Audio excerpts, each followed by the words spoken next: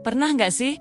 Kalian lewat jalan tol di tengah malam buta, sendirian, terus tiba-tiba bulu kuduk merinding tanpa sebab yang jelas? Jalanan yang tadinya biasa aja, mendadak terasa aneh, sepi yang mencekam, dan setiap sudut gelap seolah menyimpan sesuatu. Nah, malam ini kita akan menelusuri sebuah kisah yang datang dari salah satu sudut paling misterius di jalan bebas hambatan. Ini bukan sekadar cerita seram biasa. Ini adalah pengalaman nyata yang dialami oleh seorang teman kita. Sebut saja namanya Budi. Di sebuah lorong tol yang sampai sekarang masih menjadi tanda tanya besar. Kisah ini berawal pada suatu malam Jumat, sekitar pukul 1 dini hari. Budi baru saja menyelesaikan pekerjaan lembur di luar kota dan memutuskan untuk langsung pulang menemui keluarganya. Jalan tol adalah pilihan tercepat. Malam itu, kondisi jalan tol cukup lengang. Hanya sesekali ia berpapasan dengan truk atau mobil lain. Suasana tenang, ditemani alunan musik dari radio mobilnya. Semuanya terasa normal, sampai ia mendekati sebuah area di mana jalan tol itu terbelah, membentuk sebuah lorong atau terowongan pendek yang menembus bukit kecil. Dari kejauhan, Budi sudah melihat lampu-lampu penerangan di dalam lorong itu tampak sedikit berbeda. Warnanya kuning redup, beberapa bahkan berkedip-kedip, seperti mau padam. Anehnya, semakin dekat mobilnya ke mulut lorong, frekuensi radionya mulai terganggu. Suara penyiar yang tadinya jernih, kini berubah jadi berisik, penuh suara kresek-kresek, sampai akhirnya mati total. Yang tersisa, hanyalah kesunyian yang pekat. Budi sedikit mengernyitkan dahi. Mungkin sinyal jelek, pikirnya. Ia pun tetap melajukan mobilnya dengan kecepatan stabil, memasuki lorong gelap itu. Begitu mobilnya masuk, suasana langsung berubah drastis. Udara di dalam mobil yang tadinya sejuk oleh AC, tiba-tiba terasa lembab dan pengap. Suara mesin mobilnya yang biasanya halus, kini terdengar lebih berat dan bergema aneh di dinding-dinding lorong. Budi melirik spion tengahnya. Kosong. Tak ada satupun kendaraan di belakangnya. Ia kembali menatap lurus ke depan, fokus pada ujung lorong yang tampak seperti titik cahaya kecil di kejauhan. Tapi disinilah keanehan yang sesungguhnya dimulai. Di tengah kesunyian itu, Budi mulai mendengar suara. Awalnya sangat lirih, seperti bisikan angin. Tapi lama-kelamaan, suara itu semakin jelas. Terdengar seperti suara orang-orang yang sedang berbisik-bisik. Banyak sekali. Bukan satu atau dua orang, tapi puluhan, mungkin ratusan. Suara itu seolah datang dari segala arah, dari dinding, dari atap lorong, bahkan terasa seperti ada di dalam mobilnya sendiri. Bisikan itu tidak jelas, bahasanya pun tak ia mengerti, tapi nadanya terdengar penuh penderitaan dan kesedihan. Bulu kuduk Budi seketika berdiri. Jantungnya mulai berdebar kencang. Ia mencoba menenangkan diri, berpikir ini mungkin hanya efek gema atau suara angin yang aneh. Ia menambah sedikit kecepatan mobilnya, berharap bisa segera keluar dari lorong terkutuk ini. Tapi anehnya, seberapa cepat pun ia melaju, ujung lorong itu seolah tidak bertambah dekat. Rasanya seperti ia terjebak di treadmill raksasa. Lorong yang seharusnya hanya butuh waktu kurang dari 1 menit untuk dilewati, kini terasa tak berujung. Di tengah kepanikannya, dari sudut matanya, Budi menangkap sebuah gerakan di dinding lorong. Ia menoleh sekilas, dan apa yang ia lihat membuatnya nyaris membanting setir. Di dinding beton yang kusam itu, ia melihat banggan-banggan hitam.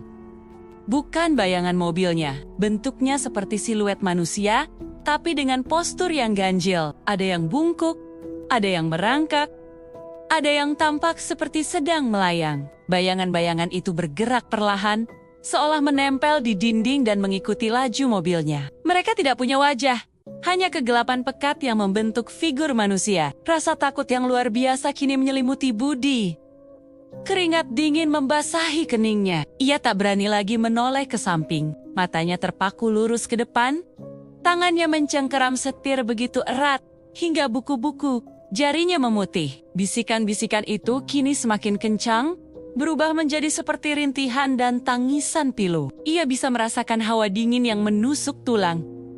Seolah ada sesuatu yang tak kasat mata, sedang duduk di kursi penumpang di sebelahnya. Ia bahkan sempat melirik sekilas ke kursi kosong itu, dan bersumpah melihat lekukan di jok mobil, seolah ada seseorang yang baru saja duduk di sana. Panik, Budi menginjak pedal gas lebih dalam lagi. Mesin mobil meraung, tapi lorong itu seolah tak rela melepaskannya. Ia mulai berdoa dalam hati, memohon perlindungan dari apapun yang sedang mengganggunya. Ia memejamkan mata sejenak, hanya sepersekian detik, karena tak sanggup lagi melihat pemandangan mengerikan di sekelilingnya. Dan saat ia membuka matanya kembali, sesuatu yang jauh lebih mengerikan terjadi. Tepat di ujung lorong, di bawah titik cahaya yang menjadi tujuannya, berdiri sesosok figur. Sosok itu sangat tinggi dan kurus, mengenakan sesuatu yang tampak seperti jubah compang-camping. Sosok itu hanya diam,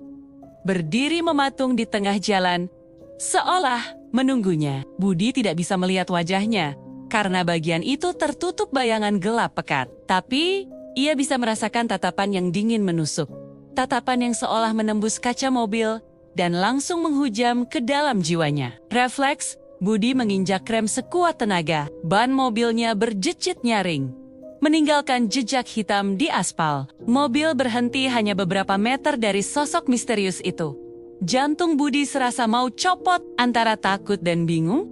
Ia tak tahu harus berbuat apa. Mundur, maju, menabraknya. Dalam keheningan yang mencekam itu, sosok tersebut perlahan mengangkat tangannya, menunjuk lurus ke arah Budi. Budi terpaku, seluruh tubuhnya kaku, tak bisa digerakkan. Bisikan-bisikan di sekelilingnya mendadak berhenti. Hanya ada dia, mobilnya, dan sosok hitam pekat di hadapannya. Waktu seolah berhenti.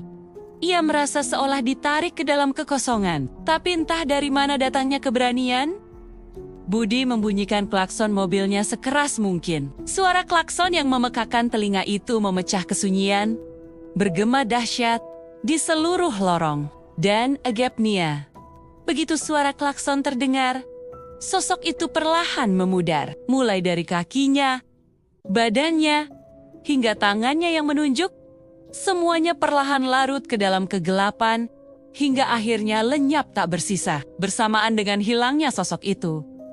Bisikan-bisikan gaib itu kembali terdengar, namun kali ini seperti jeritan yang melengking tinggi, lalu mendadak hilang. Lampu di ujung lorong yang tadinya hanya titik kecil, tiba-tiba terlihat begitu jelas dan dekat. Tanpa pikir panjang lagi, Budi langsung tancap gas. Mobilnya melesat, dan dalam hitungan detik, ia sudah berhasil keluar dari lorong itu. Di Gichu Keller, semuanya kembali normal. Udara kembali sejuk, suara mesin mobilnya kembali halus, dan saat ia menyalakan radio, musik kembali mengalun dengan jernih.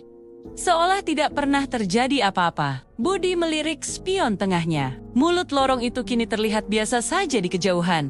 Dengan lampu kuningnya yang normal, tidak ada yang aneh. Seolah semua yang baru saja ia alami hanyalah halusinasi atau mimpi buruk. Tapi Budi tahu, itu semua nyata. Rasa takut yang membekas, keringat dingin yang masih membasahi bajunya, dan jantungnya yang masih berdebar kencang adalah buktinya. Ia tidak pernah menceritakan secara detail di ruas tol mana kejadian ini terjadi, karena takut dianggap gila. Tapi sejak malam itu, ia bersumpah tidak akan pernah lagi melewati jalan tol sendirian di atas jam 12 malam. Baginya, setiap lorong gelap di jalan tol kini menyimpan misteri yang tak ingin ia singkap lagi. Kisah Budi ini menjadi pengingat bagi kita, bahwa di balik modernitas jalanan yang kita lalui setiap hari, mungkin saja tersimpan cerita-cerita lama yang tak terungkap. Energi-energi masa lalu yang masih menetap, menunggu saat yang tepat untuk menunjukkan keberadaan mereka. Mungkin saja kita tidak pernah benar-benar sendirian di jalan. Bagaimana menurut kalian? Apakah ada yang pernah mengalami kejadian serupa saat melewati terowongan atau lorong tol di malam hari? Coba bagikan pengalaman kalian di kolom komentar ya. Siapa tahu cerita kalian bisa menjadi pembahasan kita selanjutnya.